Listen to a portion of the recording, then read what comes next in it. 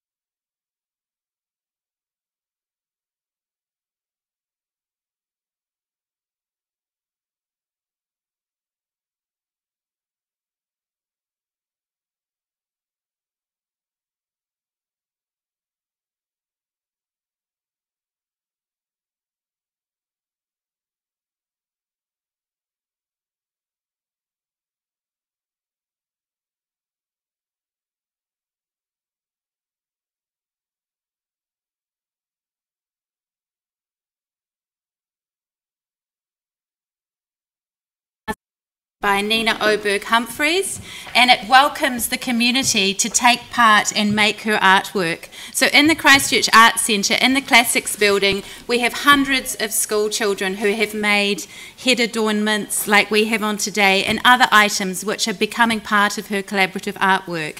So please go down and join her and have a look and see what she's doing. It's about celebrating Pacific Island culture, bringing their proud culture into the central city and making it visible as part of the rebuild and the return to the Arts Centre.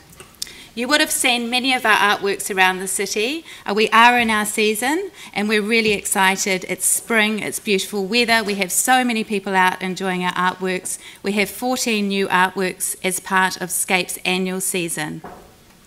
Thank you to all of you that have participated.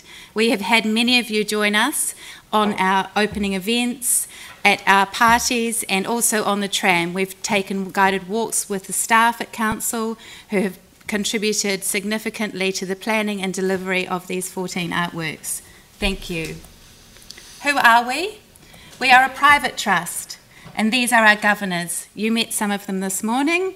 I am the Executive Director. We have a very small management team. Caroline Grant is going to present very soon. She's our Philanthropy and Communications Manager. And we have Anna Coltart, who's our Financial and Fundraising Controller. Again, we are a very, very small team and we're very proud to be presenting public art in Christchurch.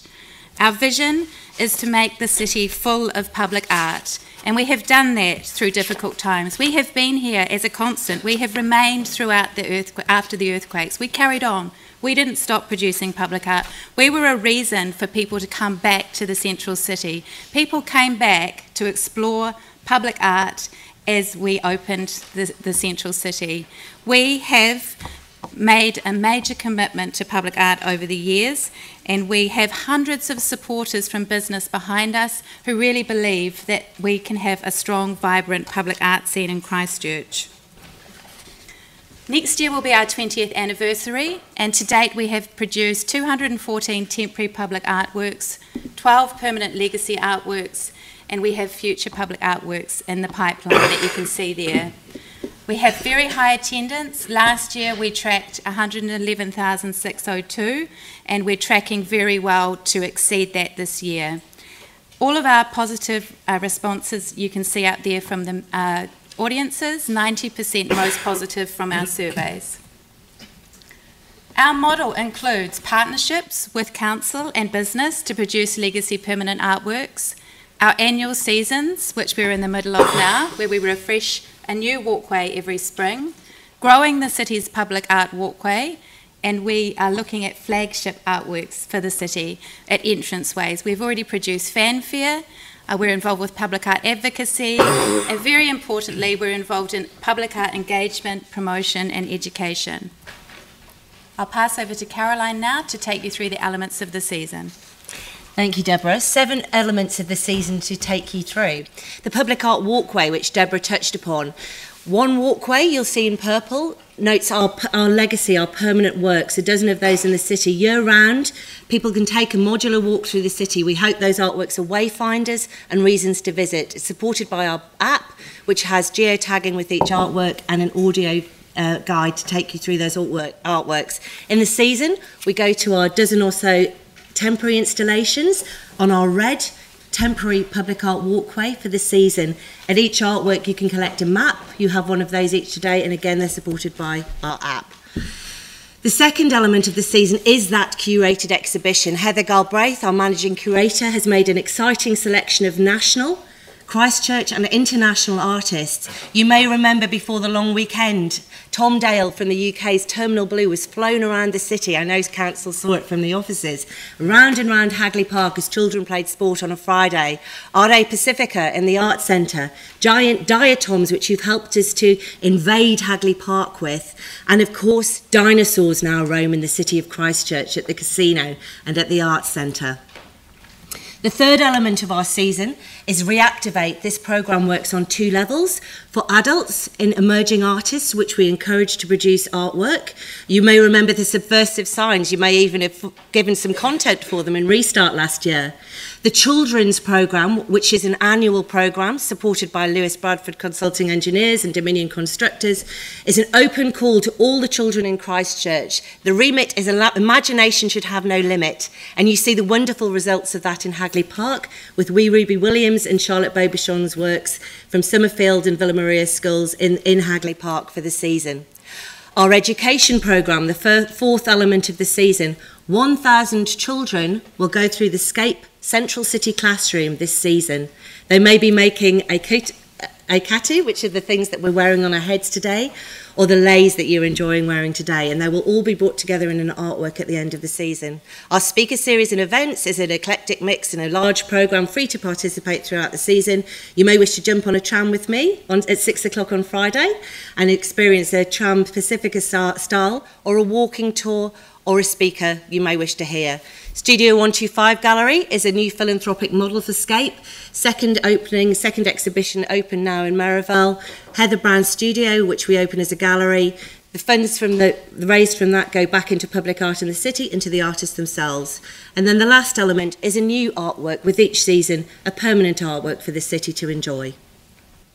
Great. Now we are well beyond 5 minutes already, so if you wanted to spend the next little while wrapping up. Okay, certainly.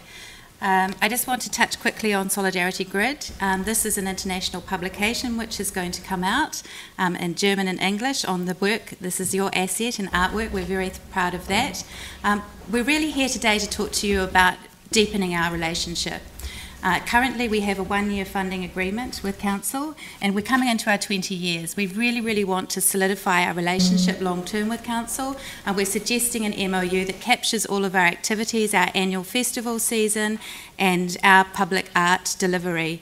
We have delivered very strongly to the Council's commitment to public art. For every $1 that the Council has given to the permanent artworks in the city, we have matched that with $3. So we believe that we have a very strong role to play here in the city with public art. We want to have a long-term vision. We've set out some of it here for you. We want to strengthen that. This is where we are now. I think you can see we're doing really, really well. We've got something to be very proud of in terms of our collection of public art. Where we want to go to, these are artworks that are a snapshot from global current public art projects. This is where we think we can go. This is our aspiration, and let's do it together. We want to work with you, and we encourage you to get out and have a look at the season, and we'd love to have a discussion about deepening our relationship towards an MOU. Thank you.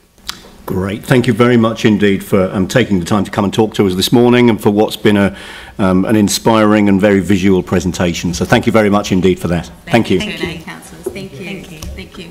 Have a good day. Enjoy your meetings. Thank you.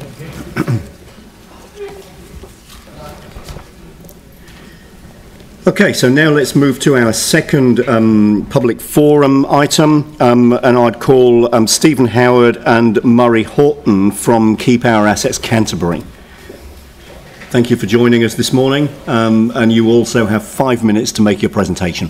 Thank you. We don't have any bouquets for you, Andrew, but I don't think we have any brickbats either. He mihi ki te whare e tū nei, he hau mihi ki te ropu whakahari, kai whakahari o tōtahi. Kia oko hau e hui mai nei, tēnā koutou, kia ora tātou. My name is Stephen Howard, and you'll know Murray Horton. We're spokespeople for Keep Our Assets Canterbury. We're here today because there are still decisions to be made regarding public transport assets in Ōtautahi. COA contends that public transport is best owned, designed and managed by the City Council. Firstly, we thoroughly support the City Council owning and running the public transport infrastructure, so congratulations on obtaining the bus exchange, thus ensuring public ownership of that part of the public transport system. Congratulations also to those of you with ties to the Labour Party and other progressive parties. We have high hopes that having a new Minister for Christchurch Regeneration, and Megan Woods, with her association with COA National Campaign to keep large assets in state hands, will prove more conducive to the respectful, open and lively relationship between Council and Central Government. We still have not seen the restoration of democracy to local government in Canterbury, with ECAN having members appointed by the Central Government and many functions that the CCC should be still doing usurped by opaque and undemocratic bodies. Hopefully, when the Council renegotiates the recovery costs sharing agreement, it will include the aim of returning those functions to their rightful and democratic place within the open democratic local government. An example of the possibilities occurred to me when, on Tuesday evening, I heard Phil Twyford speaking about the tendering process for buses. He said it's just not working and it needs reassessing. We agree with him, of course. During the Less Mayoral campaign, Leanne stated strongly that she would like to see the Christchurch City Council, with Selwyn and Waimakariri District Councils, control the bus services for Greater Christchurch area. We heartily agree with Leanne on that. We'd like to see all public transport under the district and city councils. Returning Red Bus to the CCC's strategic asset list would reinforce this. Our Minto for Mayor campaign on free buses, which we see as being cheaper than the present fragmented system. Free buses was our most popular policy. If serious about wanting to get more cars off the road, Council needs to be bold in terms of public transport policy. The standard we could expect from a commuter transport scheme would be the use of the existing rail network for public transport from Ashburton to Waipara and out to Darfield, and possibly extending to light rail within the central city. We've been seeing a huge spend on roading in the Greater Christchurch area in recent, with ostentatious overpasses on Johns Road and a northern expressway through St Albans and Redwood. This spend has been and is continuing to be colossal, much more than the proposed light rail system of Bob Parker. We note that the people of Christchurch have successfully campaigned several times to prevent the Northern Expressway. Now this money's sunk into a technology that is in contrast with the present government's commitment to consider carbon neutrality. This wasteful spend results from the corporatisation model, which produces siloisation and fragmentation of the transport system, with lack of coordination among the functions of various central government agencies such as Transit and Transrail, and those of the open democratically elected local councils. Local council ownership, design and control would reduce the waste. Christchurch City Airport's recent announcement of even more car parking development is another example. Car parking at airports is expensive and would be unneeded if there were a tram system up Memorial Ave and into the CBD. Restoration of free shuttle bus and or tram in CBD, not as a toy but as a real service, and with free Wi-Fi on public transport, would encourage people out of that sunset technology, the private motor vehicle, and onto public transport. It's time to be bold in public transport and use a new regime to take Ōtautahi into the future as a modern and progressive city with local control and ownership of public services. And restoring Red Bus to the strategic asset list would be a start. Kia ora tātou. Oh, look at that. My timing was pretty good.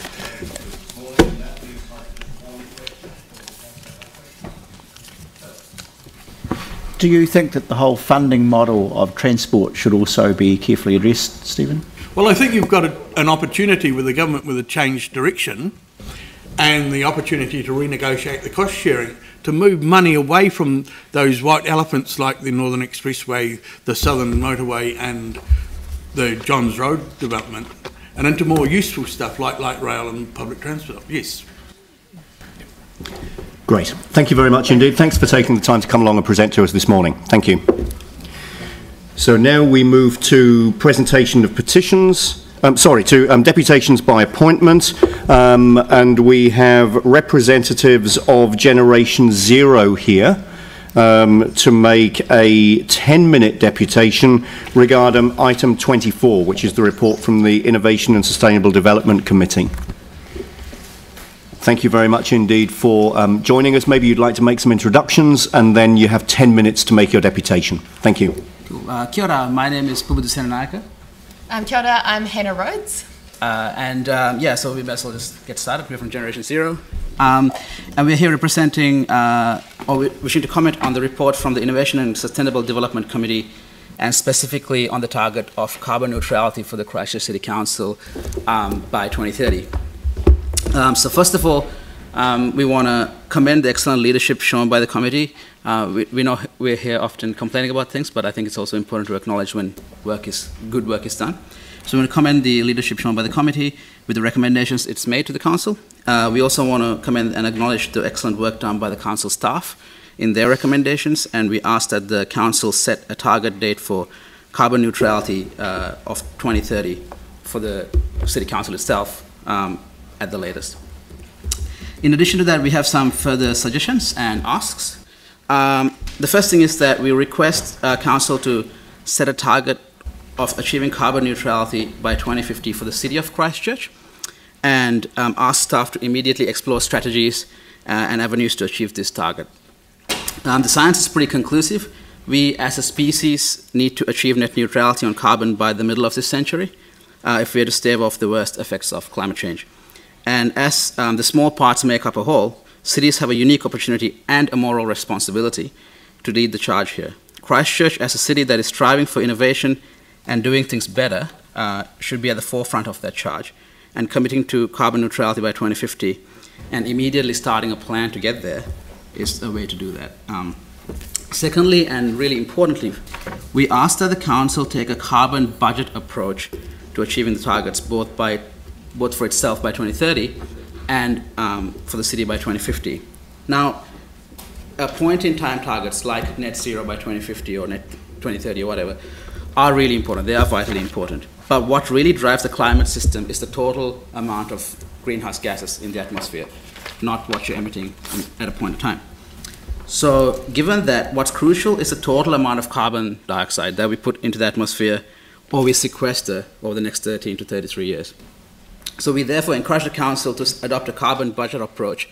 So work out how much carbon you can emit in total and then base a strategy around that, rather than simply trying to get to a target of zero, because it doesn't matter if you get to zero if you've emitted too much carbon over the time getting there. The citywide budget should be in line with the budget allocation for New Zealand under the target set by the Paris Agreement. Note that this isn't a formal allocation, but it is calculable using the total remaining carbon budget as per the UNFCCC reporting. So we can prorate it down to the population of Christchurch. We also ask that the council adopt a coherent and broad strategy to achieve its targets and budgets, both for itself and the city. And this would allow strategic decisions to be made with the overall climate change mitigation goals in mind when considering other aspects of running the city, whether it be public transport or whatever. This is vitally important if we are to have truly meaningful action on emission mitigation and the wider benefits that come with acting on climate change. In addition to this, we think that the CCC should start a public engagement process to explain the importance of climate action and some of the nuances around things like targets and budgets. We encourage the council to engage with stakeholders in this area around the city, so groups like us, and leverage these resources to reach communities broadly across the city for specific climate-related engagement, education, and outreach. Awesome, thank you, Pubidu. So I'll just ask if you can bring up that presentation, Joe. Thank you. Awesome. So in line with the carbon neutral targets that you've set, we thought it was worth us also discussing another project that's building a bit of momentum at the moment. So the Zero Carbon Act is a policy framework that Generation Zero have drafted alongside a team of policy experts and lawyers. And it would put Aotearoa on track to a net zero carbon emissions by 2050. We're currently campaigning to get this act passed into law with cross-party support across Parliament. So a quick rundown of the Act. It's modelled on the UK's Climate Change Act, which was passed with overwhelming cross-party support in 2008.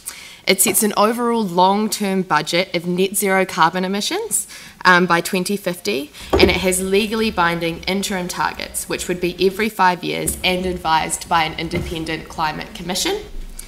We recognise that there's a certain amount of warming already locked in, which we'll need to adapt to, and that local councils need the support of central government to do this. So the Zero Carbon Act also requires a plan for adaptation.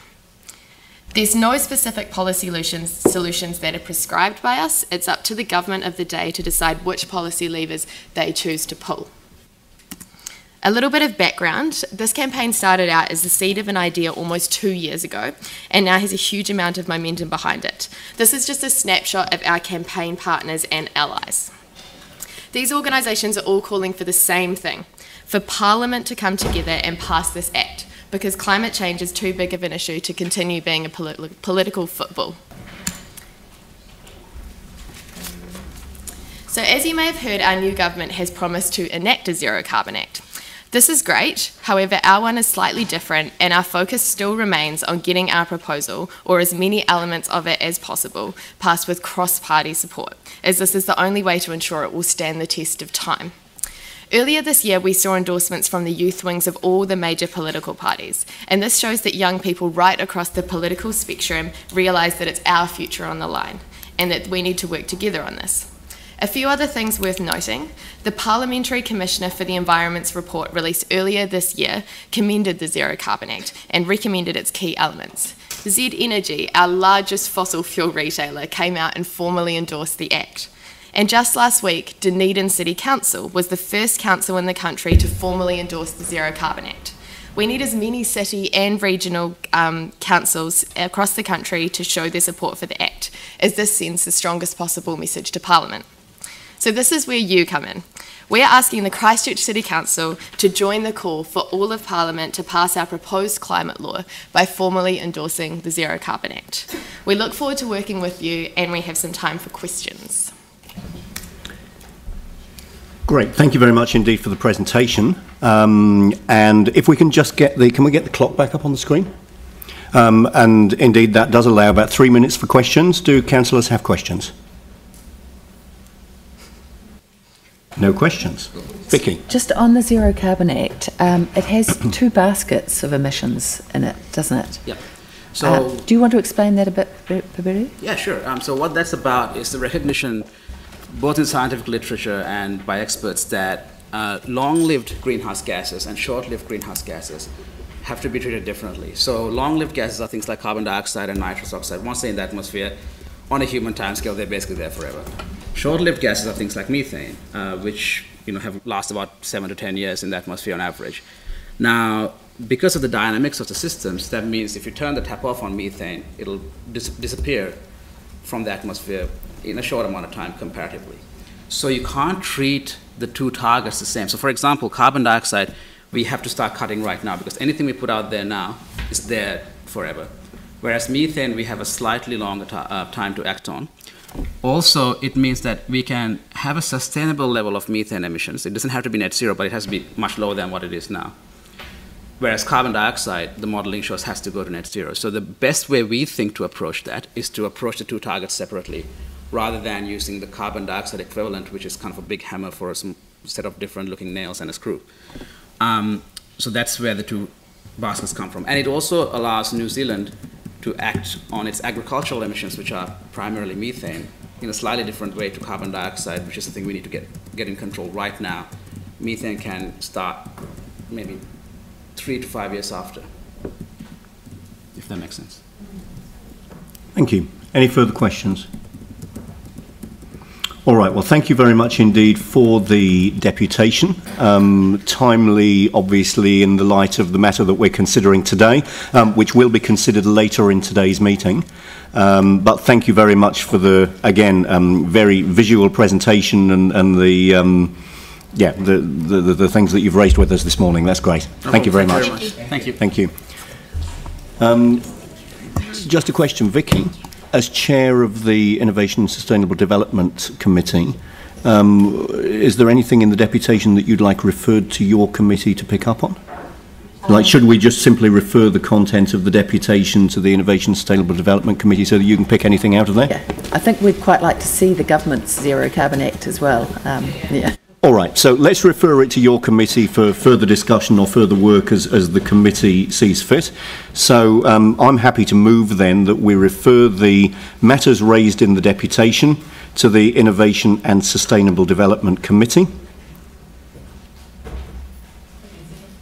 Seconded by Sarah.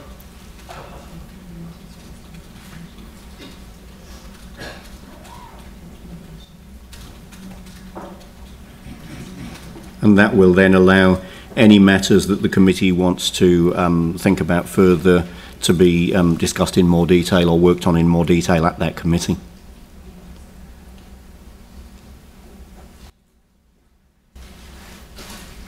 That the committee the council refer the matters raised in the deputation to the Innovation and Sustainable Development Committee. So moved and seconded. All those in favour?